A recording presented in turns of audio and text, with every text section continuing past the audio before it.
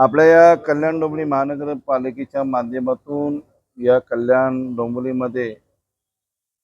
सर्वेचं काम, टॅक्स लावण्याचं सर्वेचं काम चालू आहे।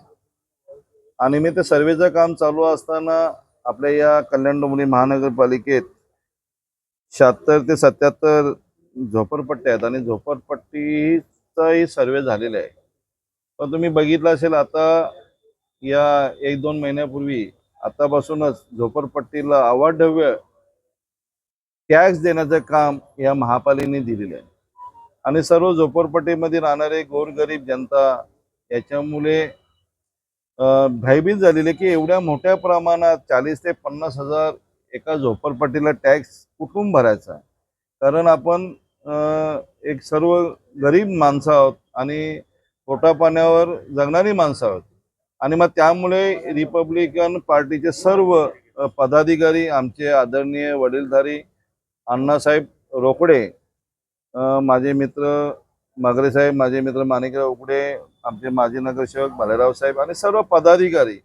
आज डोलस साहेब, माजी नगरसेवक डोलस साहेब, आम्ही सर्व पदाधिकारी आज आयुक्तांची भेट घेतली आणि आयुक्तांना सांगण्यात आलं की हे चुकीचं कुठेतरी घडतंय आणि चुकीचं घडू नये म्हणून आपली भेट घेण्यात आलेली आहे। आयुक्तांशी आमची सर्वांची सकारात्मक चर्चा झाली, तिथे सर्व पदाधिकारी होते, त्यांनी ऐकून घेतलं आणि त्यांनी कबूल केलं की कुठेतरी हे टॅक्स अवाढव्य आहे, हे योग्य नाही आणि त्याच्यावर आम्ही तातडीने अंमलबजावणी करू आणि जर अंमलबजावणी होत नसेल तर अण्णांनी सांगितलेलं आहे की मग मोठ्या प्रमाणे आम्ही आक्रोश मोर्चा काढला जाईल आणि कल्याण डोंबिवली महानगर असं सांगण्यात आलं। पण मला वाटत नाही की मोर्चा काढायची गरज लागणार, कारण अभिनव गोयल साहेब अतिशय सकारात्मक असे आयुक्त आहेत आणि ते गरीब जनतेसाठी सतत काम करत असतात आणि नक्कीच टॅक्स